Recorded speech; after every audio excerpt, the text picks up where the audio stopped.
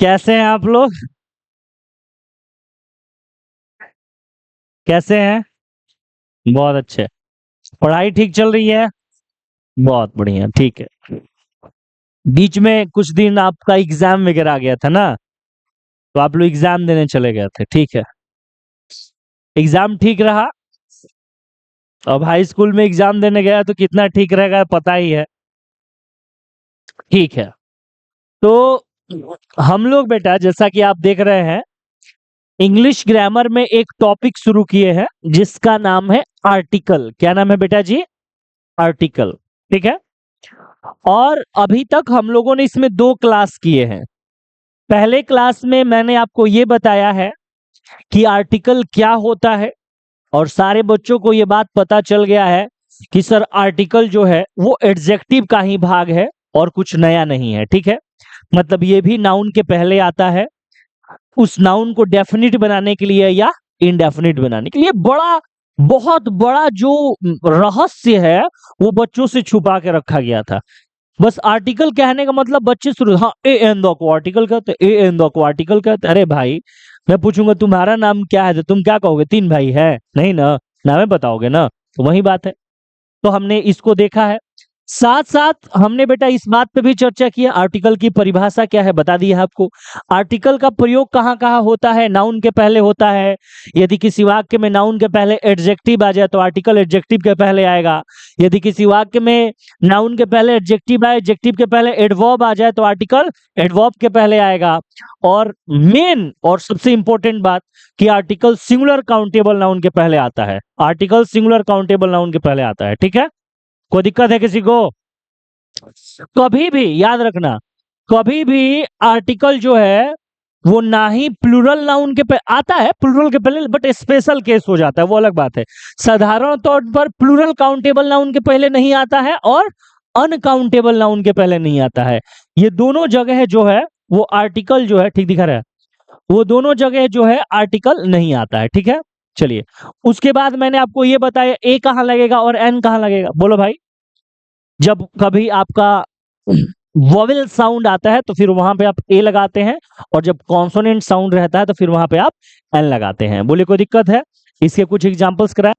तो हम लोग ने शुरू कर दिया है आर्टिकल का यूज, और आर्टिकल की यूज में आपको 5 पॉइंट मैं पिछले क्लास में समझा चुका हूं। अपरिचितों, अनजानों तथा अनिश्चितों के साथ ए या एन लगेगा। प्रति नामक शब्द के साथ ए या एन लगता है। एब्रिविएशन का उच्चारण यदि अलग अलग हो, M A, B A, C A, P M, D M, तो हम लोग ए या एन लगाएंगे। किसी चीज के एक होने का बोध करवाने के लिए ए या एन लगाएंगे, और जब किसी की चर्चा पहली बार हो तो ए या एन लगाएंगे, और किसी व्यक्ति के गुण या दोष को बताने के लिए भी ए या एन का प्रयोग किया जाता है। ठीक है। तो वहां से आगे बढ़ेंगे। आज से हम लोग कुछ नए पॉइंट्स पढ़ेंगे, और ये नए पॉइंट्स जो है बेटा, ये बिल्कुल ही नए हैं। आप इसे किसी किताब में देखिएगा या किसी भी जगह नोट्स में तो नहीं मिलेगा। क्योंकि देखिए, हम आपको आर्टिकल उसी तरह से पढ़ा रहे हैं जैसे आप एडजेक्टिव पढ़ रहे हो। बात को समझिए। मूलतः जब हम पढ़ाई पढ़ाते हैं तो आपको टोटल 8 प्रकार का एडजेक्टिव पढ़ाते हैं ना। लेकिन हम लोग आर्टिकल में 4-5 प्रकार का और नया एडजेक्टिव समझेंगे। अच्छा, ये तो सबको पता है कि नाउन के अर्थ में वृद्धि करने वाले को हम लोग क्या कहते हैं? एडजेक्टिव। जो नाउन के मीनिंग में जोड़ता है, जो नाउन के मीनिंग को बढ़ाता है, जो नाउन के मीनिंग को इनलार्ज करता है, उसको क्या कहते हैं? एडजेक्टिव। और यदि उस नाउन के अर्थ में वृद्धि करके उस नाउन का वो क्लास बताए या उस नाउन का वो कैटेगरी बता दे, तो फिर उसको हम लोग क्या कहेंगे? Adjective of category. देखिए यहाँ पे एक नया एडजेक्टिव आपको बना। जैसे आप थोड़ा, मैं आपको लॉजिक से समझाता हूं। आप कोचिंग से घर गए, ठीक है, समझ में आ रही है बात? कोचिंग से माँ से कहा माँ खाना दो। मम्मी बोली बेटा मैं खाना नहीं दे सकती। तुम जोर से चिल्ला के गुस्से में बोला क्यों? क्योंकि मैं पूजा रूम में हूं। मैं कहा हूं बेटा? पूजा रूम में। आप ऐसे सोचो, रूम जो है वो क्या है? नाउन। और उस नाउन में ये पूजा शब्द क्या कर रहा है? जोड़ रहा है। कहीं पे POOJA भी लिखा जाता है पूजा का, जोड़ रहा है। ठीक है। तो नाउन में जोड़ने वाले को हम लोग क्या मान के बैठे हैं? अच्छा, सबको एकदम क्लियर हो गया है कि नहीं? इस रूम का प्रयोग क्यों होता है बताइए? इस रूम का प्रयोग क्यों होता है? अरे स्पष्ट नहीं है, पूजा करने के लिए। तो इस रूम का क्या बता दिया गया बताइए? क्लास बता दिया गया। इस रूम का क्या बता दिया गया? कैटेगरी बता दिया गया। तो इसी को ना कहेंगे क्या? Adjective of category. तो तुम जोर से चिल्ला के बोला, कहाँ है खाना? जब देखो हम अपने निकालें। हम बोले जाओ और हल्ला मत करो, नहीं तो देंगे भी नहीं, है ना? किचन रूम में खाना है। कहाँ है भाई? किचन रूम में। अब देखो देखो जरा, फिर से आप सोचो, रूम जो है वो आपका क्या है बोलो? किचन उसमें क्या कर रहा है? तो नाउन में जोड़ने वाले को भाई जी क्या कहा जाएगा? एडजेक्टिव। समझ में आ रहा है कि नहीं आ रहा है? और सीधा सीधा अब बता दिया इस रूम का कैटेगरी क्या है, किस कैटेगरी का रूम है, क्या होता है वहां पे? डांस होता है? हाँ, किचन है, खाना बनता है। तो इस नाउन का क्या बताया गया? कैटेगरी बताया गया, क्लास बताया गया। तो क्या बना? मम्मी बोले देखो खाना निकाल लिया, ठीक है, लेकिन पूजा का दिन आ रहा है, दुर्गा पूजा का, इधर उधर झूठ फैलाएगा तो भगा देंगे घर से। इसीलिए बैठ के डाइनिंग रूम में खाना। कहाँ बैठ के खाना भाई? डाइनिंग रूम में बैठ के खाना। समझ में आ रहा है कि नहीं आ रहा है? तब यहाँ पे भी डाइनिंग जो है इस रूम के अर्थ में क्या कर रहा है? जोड़ रहा है। तो नाउन के अर्थ में जोड़ा तो एडजेक्टिव, और जोड़ के उसका क्या बतला रहा है बोलिए? कैटेगरी बताया या क्लास बताया, तो क्या कहलाया? Adjective of category. अंतिम एग्जांपल आपको देते हैं, देखिए एकदम क्लियर हो जाएगा एडजेक्टिव। आप ऐसे सोचो, मशीन। मशीन जो है, मशीन जो है वो क्या है? नाउन है। और दुनिया में कितने प्रकार के मशीन है ये कहा जा सकता है? लेकिन अब जरा देखिए, मैंने कह दिया वॉशिंग मशीन। अब बताओ इस मशीन का काम क्यों होता है? नहाने के लिए, खाना पकाने के लिए, डांस करने के लिए। क्यों होता है? वॉश करने के लिए। इस मशीन का क्लास बता दिया गया। तो जब नाउन में जोड़ कर ध्यान से सुनो मेरी बात। जब नाउन में गुण या दोष जोड़ा जाता है तो एडजेक्टिव ऑफ क्वालिटी कहा जा सकता है। जब नाउन में मात्रा जोड़ के उसे एडजेक्टिव ऑफ क्वांटिटी कहा जा सकता है। जब नाउन में अधिकार जोड़ के उसे पोसेसिव एडजेक्टिव कहा जा सकता है। जब नाउन में प्रॉपर नाउन जोड़ के उसे प्रॉपर एडजेक्टिव कहा जा सकता है। तो यदि नाउन में जोड़कर उसका क्लास या कैटेगरी बता दिए तो उसे एडजेक्टिव ऑफ कैटेगरी करने में तुमको क्या दिक्कत है जी? कुछ दिक्कत है? लेकिन समझेगा नहीं। समझेगा नहीं लड़का, तो बोलेगा सर आर्टिकल तो भराइए नहीं रहा है, तो इंद्रलोक से आ गया है। अरे काहे नहीं भराएगा भाई? तब सर एजा का पढ़ाने वाला है? सीधा सा बात, कहीं पर एडजेक्टिव ऑफ कैटेगरी दिखे उसके पहले धड़धड़ैले का भर देना है, ए या एन। ए कहाँ लगेगा, एल कहाँ लगेगा, समझाए है ना? कि अब फिर से कह देगा कि सर वॉवेल लेटर के पहले एन लगेगा, ऐसा कहोगे? नहीं, साउंड के पहले। यदि किसी वर्ड का साउंड वॉवेल हो तो फिर एल लगाएंगे, कॉन्सोनेंट साउंड हो तो ए लगाएंगे। जैसे देखिए, एक बहुत पहले फिल्म आया था, फिल्म का नाम था 1942। ठीक है, क्या नाम था फिल्म का? थोड़ा भूत वाला, थोड़ा प्रेम वाली कहानी है। तो उसके डायरेक्टर से पूछा गया कैसी कहानी है, तो बोला 1942 ए लव स्टोरी। इस फिल्म का क्या बता दिया?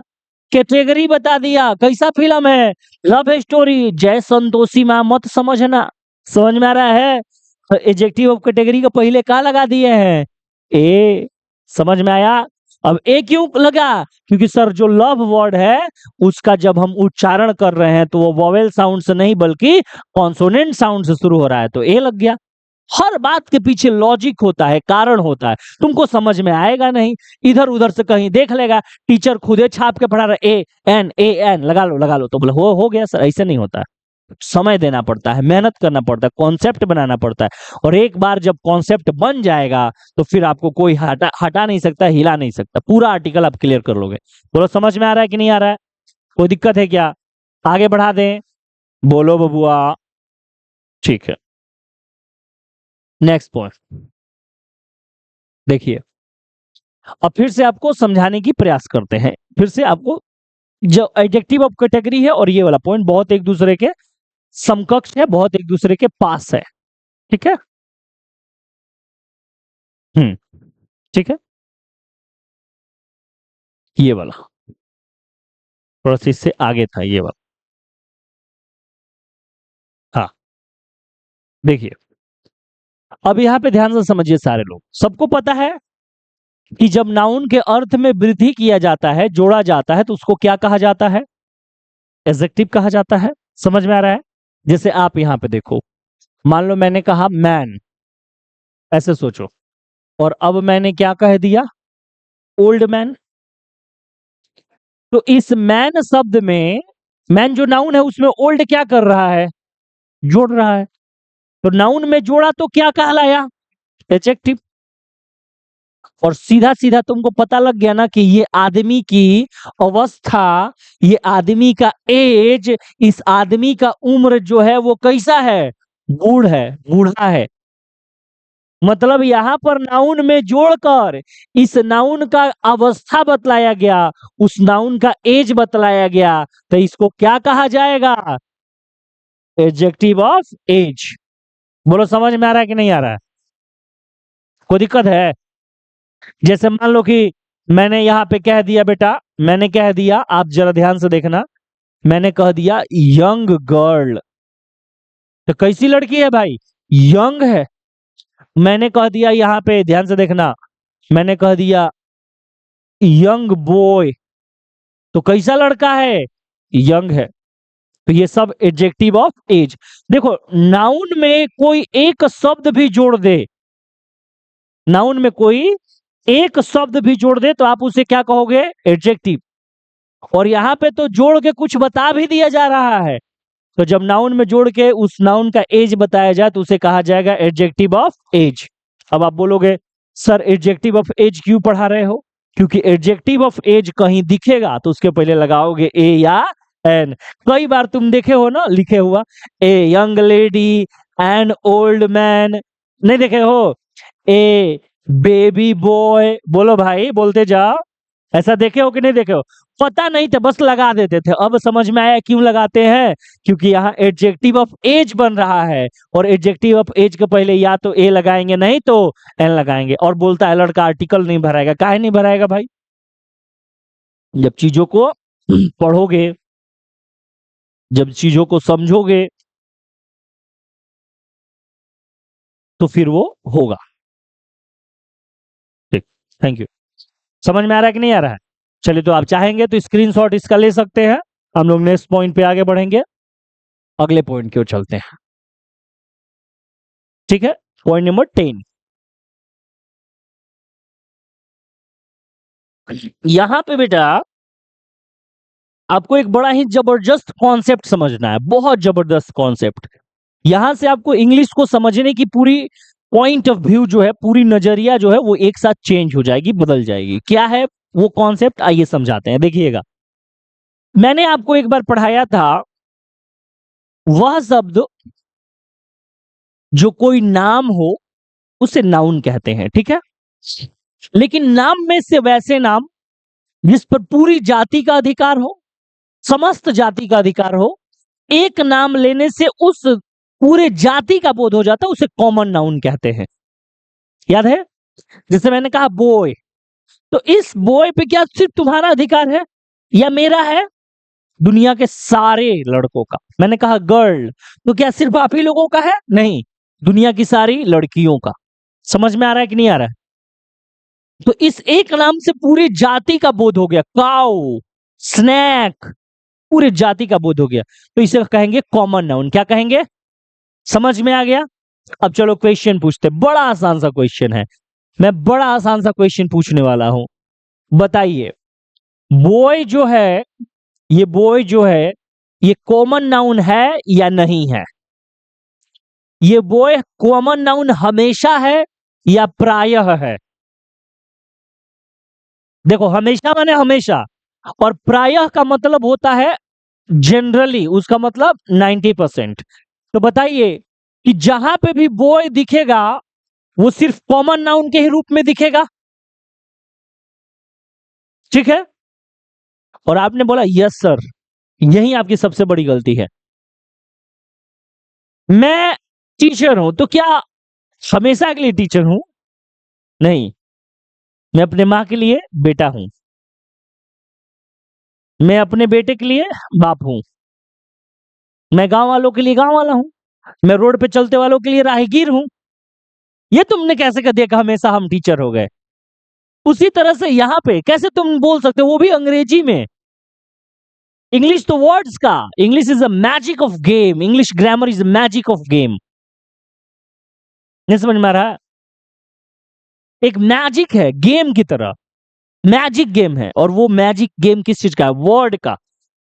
आपको मैं कई बार दिखाया, दिस और दैट प्रोनाउन भी बन गया, दिस और दैट एडजेक्टिव भी बन गया, व्हाट वाई वेयर सब प्रोनाउन भी बन गया, what why where relative pronoun बन गया, फिर वही वाला इंट्रोगेटिव एडजेक्टिव भी बन गया। अब मेरी ओर देखो, जरा मेरी ओर देखो। मैंने कहा, मैंने कहा बेटा जरा ध्यान से देखना, बॉय, तुमने अभी बॉय को क्या बोला है? Common noun. कॉमन नाउन बोल के गलती नहीं किया, एक बात गलती किया है, हमेशा के लिए कहा है कि बॉय हमेशा के लिए कॉमन नाउन है, नहीं होगा। देखो जैसे ध्यान से देखो, मैंने कहा बॉय और मैंने इसमें जोड़ दिया हॉस्टल, हॉस्टल। तो बॉय में हॉस्टल क्या कर रहा है? तो नाउन में जोड़ने वाले को एडजेक्टिव। तो तुम बोलोगे सर यहाँ हॉस्टल एडजेक्टिव है और बॉय जो है वो क्या है? नाउन है। मैं यदि इसी को रिवर्स कर दूं ऐसे, मैं कह दूं बॉय हॉस्टल, अब मेरे को बताओ क्या हुआ? ये हॉस्टल यहां पर क्या हो गया, और ये बॉय जो है अब क्या हो गया? अब तुम तो अभी कह रहा था कि बॉय कॉमन नाउन है तुम तो बोल रहा था अभी बेटा कि बॉय कॉमन नाउन है। इस बात को समझना, कॉमन नाउन भी है, तुम सीधा सीधा बोलो। जब भी तुमको कुछ भी वर्ड देके पूछा जाए बताओ ये क्या है, सीधा बोलो कि सर ये क्या है? वर्ड है। कोई बोला नाउन प्रोनाउन एडजेक्टिव, बोले सर नहीं बता सकते, पहले इसको वाक्य में प्रयोग कीजिए। अब जैसे मैं एक दिन एक बच्चे से पूछा, बताओ बेटा वाटर क्या है? वो बहुत तेज हुआ, बोला सर ये इतना आसान क्वेश्चन, वाटर जो है वो क्या है?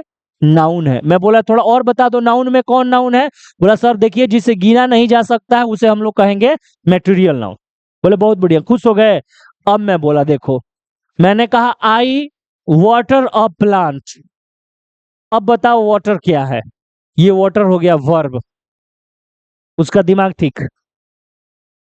मैंने कहा आई शॉ अ, देखो क्या बता रहा है, आई शॉ अ वाटर बर्ड। अब बर्ड है नाउन, उसमें वाटर क्या कर रहा है? तो अब यहां पे वाटर क्या बन गया? एडजेक्टिव। अब मैंने कहा आई आई ड्रिंक वाटर, अब यहां पे देखो ये वाटर अब बन गया तुम्हारा ऑब्जेक्ट नाउन। तो तुम सीधा सीधा ये नहीं कह सकते कि कोई एक शब्द ये होगा वो होगा वो होगा फलाना होगा ढेमकाना होगा, नहीं, सीधा वो वर्ड है। जब उसका प्रयोग सेंटेंस में होगा तब हम बता सकते हैं कि वो क्या है। समझ में आ रहा है? तो यहाँ पे हम लोगों ने ये समझा कि सरनाउन में जोड़ने वाला एडजेक्टिव, और यदि वो जोड़ने वाला कॉमन नाउन से बना हो तो उसे हम लोग कॉमन एडजेक्टिव कहेंगे। समझ में आ रहा है? तो जो भी कॉमन नाउन से बना हुआ एडजेक्टिव होगा उसके पहले ए या एन लगेगा। जैसे ए विलेज डॉक्टर, यहाँ पे विलेज कॉमन नाउन है। ए हॉस्टल स्टूडेंट, यहाँ पे हॉस्टल जो है वो क्या है? कॉमन नाउन है। बोलो समझ में आ रहा है कि नहीं आ रहा है? कोई दिक्कत है? आगे बढ़ाएं। तो यहाँ पे हम लोगों ने दो अलग अलग बातों को क्या किया, सीखा है। ठीक है, आगे बढ़ते हैं। अब देखिए मैंने एक आपको और बात पढ़ाया, अभी अभी जस्ट उसका एग्जाम्पल भी दिया कि वैसे नाम जिसे अलग अलग करके गिनना संभव नहीं हो लेकिन जिसे नापा या तौला जा सकता हो उसे कौन सा नाउन कहते हैं? Material noun. तो सोचो कि यदि किसी नाउन में कॉमन नाउन लगा के कॉमन एडजेक्टिव बनाया जा सकता है, तो किसी नाउन में मटेरियल नाउन लगा के मटेरियल एडजेक्टिव नहीं बनाया जा सकता है? जैसे आप सोचो पहले चेयर, मैं देखो अभी मैं क्या आपको समझा रहा हूं, देखो थोड़ा दिमाग खोलो यार, भोंदू मत बनो, दिमाग खोलो। समझ रहे हो? मैंने बोला चेयर, अभी क्या बोला? Good chair. तो मैं किसी भी से पूछूंगा बताओ ये नाउन है, गुड जो है वो आपका क्या है? क्वालिटी है। यहाँ पे कौन सा एडजेक्टिव बन रहा है? बोलेगा एडजेक्टिव ऑफ क्वालिटी, क्योंकि गुड जो है क्वालिटी है। यही मैं यदि यहाँ पे ऐसा बोल दूं, यदि मैं ऐसा बोल दूं, पहले बोलूं मैं चेयर और अब मैं बोल दूं आयरन चेयर, तो ये आयरन जो है वो क्या है? यहाँ पे नाउन में जोड़ने वाला किससे बना हुआ है? हमको क्या कहने में दिक्कत है कि ये मेटेरियल एडजेक्टिव होगा? कोई दिक्कत है? नहीं है। मटेरियल एडजेक्टिव के पहले भी लगेगा ए या एन। जैसे ए गोल्ड मेडल, बार बार तुम सुने हो, a gold medal, bronze medal, silver medal, इस सबके पहले क्या लगेगा, ए या एन। प्लास्टिक चेयर, ए या एन। नहीं समझ में आ रहा है? कोई दिक्कत है क्या? आगे बढ़ाएं? तो ये आपका 11 नंबर पॉइंट था। ठीक है, आगे बढ़ते हैं। देखिए, आप इसको जरा, मैं अभी पहले से बता देता हूं, आप स्क्रीनशॉट ले लो और इन सारी चीजों को लर्न कर दो। क्योंकि देखिए, अभी तक मैंने कहीं नहीं बोला कि आप याद करो, लेकिन इसको आप क्या कर लो, थोड़ा याद कर लो। ठीक है, देखिए, इंग्लिश बड़ा ही प्यारा सा भाषा है, बहुत ही खूबसूरत सा लैंग्वेज है, बड़ा ही दुलारा सा भाषा है। क्यों? What is the reason behind? Because इसमें एक काम करने के लिए कई सारे ऑप्शंस मिलते हैं। नहीं समझ में आ रहा है? बहुत सारे ऑप्शंस। और इंग्लिश जो है वो कई हिस्सों में बटा भी हुआ है। मान लीजिए कि यदि मैंने आपको कह दिया कि मैं आपको इंग्लिश सिखा दूंगा, तो मैं झूठ बोल रहा हूं, सच कह रहा हूं। कोई भी टीचर खड़ा होके कह दे कि मैं आपको इंग्लिश सिखा दूंगा, वो झूठ बोल रहा है। क्योंकि इंग्लिश क्या है, कितने भागों में है, ये तो देखो। इंग्लिश कहने का मतलब क्या, मैं इंग्लिश कल्चर भी कह रहा हूं, English drama, English novel, English literature, English poetry, English song, English dance, English grammar, English vocabulary, English idiom, English phrases, English antonyms, English synonyms. क्या सिखा दूंगा? सब कुछ सिखा दूंगा। मैं फिर भी तुमको ग्रामर सिखा दूंगा, मैं हो सकता है फिर भी तुमको बोलना सिखा दूं। क्या मैं तुम्हें इंग्लिश कल्चर सिखा दूंगा? मैं तुम्हें इंग्लिश ड्रामा सिखा दूंगा, या मैं तुम्हें इंग्लिश सॉन्ग सिखा दूंगा, या मैं इंग्लिश लोगों वाली तुम्हें स्माइल सिखा दूंगा? क्या सिखा दूंगा? हम लोग हंसते हैं, हाँ हाँ हाँ हाँ। आप यदि हॉलीवुड पिक्चर देखते हैं, हेलो हाय कैसे हैं, ऐसे स्माइल करते हैं। हमनी के पूरा भा भा भा मुंह बाके खेखर जैसा। हाँ, कैसे सीख सकते हैं भाई एक साथ? मेरी बात समझ पा रहे हो कि नहीं पा रहे हो, बोलो। तो उसी तरह इंग्लिश में एक पार्ट आता है जिसे हम लोग कहते हैं फ्रेजेस, इडियम्स, मुहावरे, वाक्यांश। समझ में आ रहा है? बोलो। जैसे इंग्लिश मुहावरों का अर्थ वो नहीं होता है जैसा हम सोचते हैं, वो अलग होता है। जो लेखक लिख देगा वही होगा। जैसे जनरली कैट्स का मतलब बिल्लियां, डॉग्स का मतलब कुत्ते। लेकिन यदि मैं कह रहा हूं it is raining cats and dogs, इसका मतलब तुम क्या समझोगे? कुत्ते बिल्लियां बरस रही हैं? नहीं, मूसलाधार बारिश हो रहा है। समझ में आ रहा है? ये कैट्स एंड डॉग्स फ्रेज है। मैंने कहा my book is selling like hot cakes, तो तुम क्या सोचोगे? मेरी किताब गरम केक की तरह बिक गई? नहीं, हॉट केक्स एक फ्रेज है जिसका मतलब होता है हाथों हाथ बिकना। तो जो लेखक कभी कभी कह देता है, लेखक जो कभी कभी कह देता है, उस बात को हमें क्या करना पड़ता है? मानना पड़ता है। जैसे देखो, यदि कोई आदमी है, मैंने उसको एब्यूज कर दिया, गाली दे दिया, मैंने कहा देखो तुम कुत्ते हो, वो बड़ा बुरा मान जाएगा। मुझे हो सकता है मारपीट भी कर ले, कुछ भी कर ले। लेकिन मैं उससे कहूं कि तुम शेर हो, वो बहुत खुश होगा। जबकि कुत्ता भी जानवर है और शेर भी जानवर है। उसको जानवर बनना पसंद है, लेकिन रोटी खाने वाला जानवर नहीं, मांस खाने वाला जानवर। मेरी बात समझ पा रहे हो? तो इसलिए तुमको कहीं देखो कोई ज्यादा हीरो बनता है तो क्या कहता है, या फिल्मों में तुम देखे हो, बहुत सारे 20-25 गुंडे आ गए, बोलते आ जाओ तुम भेड़ हो, और भेड़ों का शिकार शेर अकेला करता है। या ऐसे कहते हैं कि शेर झुंड में नहीं आता, शेर अकेला शिकार करता है। हम लोग बार बार बोलते हैं कई फिल्मों में। तुमको एक इंटरेस्टिंग बात बताऊं, शेर शिकार ही नहीं करता है, शेरनियां शिकार करती है। लेकिन हम लोगों ने सुना है और सुन सुन के क्या करते जा रहे हैं, बोलते जा रहे हैं, बोलते जा रहे हैं, बोलते जा रहे हैं। समझ में आ रहा है? उसी तरह से कुछ ऐसे शब्द है जहां एथिकली, प्रिंसिपली ए या एन नहीं लगना चाहिए। क्योंकि मैंने शुरू में बताया कि ए या एन लगेगा सिंगुलर काउंटेबल नाउन के पहले, जिसे गिना जा सकता है। अब मेरे को बताओ, पानी को गिन सकते हो, हवा को गिन सकते हो, तो क्या तुम आग को गिन सकते हो? हल्ला को गिन सकते हो, तो क्यों कहते हो मेकनवाइज? मेकनवाइज कहते हो कि नहीं? टेल अलाई, झूठ। नहीं समझ में आ रहा है? तो लगाना तो पड़ता है। क्यों? क्योंकि लेखक ने कहा है, राइटर ने कहा है।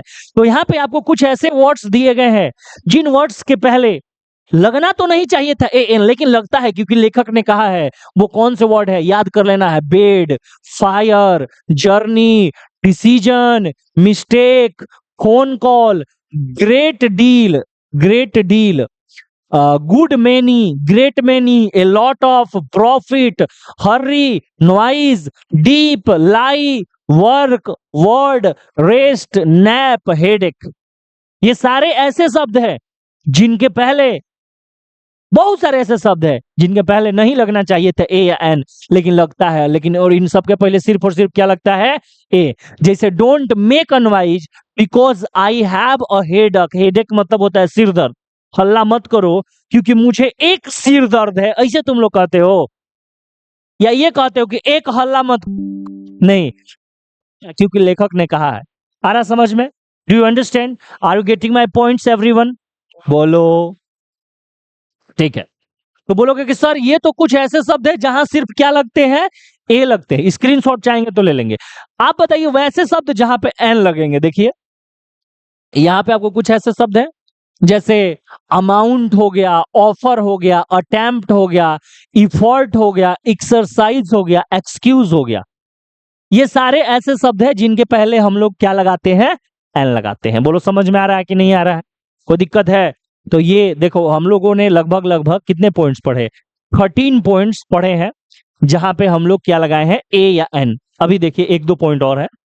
भूख लगा है क्या? भूख लगा आप लोगों को? ठीक, देखिए जरा ध्यान समझिए। 3 ऐसे शब्द हैं, व्हाट, हाउ और सच। इसको मैंने इंटेरोगेटिव प्रोनाउन में भी पढ़ाया था, इंटेरोगेटिव एडजेक्टिव में, रिलेटिव प्रोनाउन में, हर जगह आए थे। लेकिन ये तीनों शब्द जो है ना, ये कभी कभी बेटा सरप्राइज व्यक्त करने के लिए भी आते हैं। सरप्राइज मतलब आश्चर्य, आश्चर्य दर्शाने के लिए आते हैं। जैसे मान लो कि अभी तुम रोड पे जा रहे हो, सामने से आलिया भट्ट निकल गई, अरे हो देख कितना सुंदर है, बोलेंगे ना। हम लोग क्रिकेट देखते हैं, रोहित शर्मा छक्का मारा, ओए देख कितना लम्हा छक्का मारा है, ऐसे बोलते हैं। अंग्रेजी वाला लड़का क्या बोलेगा? Oh what a huge six, what a huge six. तो उसने व्हाट के बाद क्या लगाया है? ए। और व्हाट के बाद ए लगा के वो क्या दर्शा रहा है? सरप्राइज को दर्शा रहा है, आश्चर्य को दर्शा रहा है। नहीं समझ में आ रहा है? तो जब कहीं पर भी व्हाट, हाउ और सच के तुरंत बाद ए लग जाता है तो उससे क्या दर्शाया जाता है? आश्चर्य दर्शाया जाता है। बोलेगे व्हाट अ ब्यूटीफुल गर्ल, इतना खूबसूरत। कहीं खाना खाए, खूब शानदार खाना था, मजा आ गई भाई, चाप के खैनी है, हम लोग बोलेंगे। क्या बोलेंगे अंग्रेजी में? व्हाट अ डिलीशियस फूड, कितना स्वादिष्ट भोजन था, अंग्रेजी में। तो जब कभी व्हाट, हाउ या सच के बाद क्या लग जाए? ए लग जाए तो उससे क्या दर्शाएंगे? आश्चर्य। जैसे करण अर्जुन मूवी था, बहुत पहले था, सलमान खान और शाहरुख खान का। तो उसमें जो विलेन होता था, वो हर बात पे एक लाइन बोलता था, what a joke, what a joke. अब जोक माने मजाक होता है, पानी वाला जोक नहीं। तो वो व्हाट के बाद ए लगाकर क्या दर्शाना चाह रहा है? आश्चर्य दर्शाना चाह रहे हैं। नहीं समझ में आ रहा है तुम लोगों को? ठीक है, चलिए नेक्स्ट क्वेश्चन की ओर चलते हैं, नेक्स्ट पॉइंट की ओर, और शायद ये ए और एन का अंतिम पॉइंट है। ठीक है, जिस तरह से व्हाट, हाउ और सच की सहायता से आश्चर्य दर्शाया जाता है, उसी तरह से टू, दिस, दैट और सो के सहायता से भी आश्चर्य दर्शाया जाता है। समझ में आ रहा है कि नहीं? इनकी सहायता से भी आश्चर्य दर्शाया जाता है, लेकिन दोनों में एक अंतर है। क्या? व्हाट, हाउ, सच के तुरंत बाद ए या एन आता है, लेकिन यहां पे सबसे पहले सो आएगा, उसके बाद कोई एक एडजेक्टिव आएगा, और एडजेक्टिव के तुरंत बाद फिर आर्टिकल आएगा, और आर्टिकल के बाद आएगा नाउन। इस तरह से ये स्ट्रक्चर होगा। जैसे हमने कहा टू हॉट अ डे, तो पहले आया टू, फिर आया हॉट एडजेक्टिव है, फिर आर्टिकल लगा है, फिर डे। मतलब टू, दिस, दैट और सो की सहायता से भी आश्चर्य दर्शाया जाता है। अंतर दोनों में क्या है कि टू, दिस, दैट के तुरंत बाद एक एडजेक्टिव आएगा, फिर आर्टिकल आएगा, फिर नाउन आएगा। और व्हाट, हाउ, सच के सहायता से भी आश्चर्य दर्शाया जाता है, लेकिन व्हाट, हाउ, सच के तुरंत बाद आएगा ए या एन। बोलो समझ में आया है कि नहीं आया? तो यहां पे हम लोगों ने टोटल 15 पॉइंट ऐसे पढ़े हैं जहां पे ए और एन का यूज हम लोगों ने समझा है। बहुत सारे क्वेश्चन का भी प्रैक्टिस करेंगे, लेकिन जब नेक्स्ट क्लास में हम लोग मिलेंगे तो हम ये देखेंगे कि आखिर टी एच ई द का प्रयोग कहां होता है। बात समझ में आ रहा है कि नहीं आ रहा है? फिलहाल आज के लिए इतना ही, अगली मुलाकात कल होगी। Have a nice day. ठीक, थैंक यू।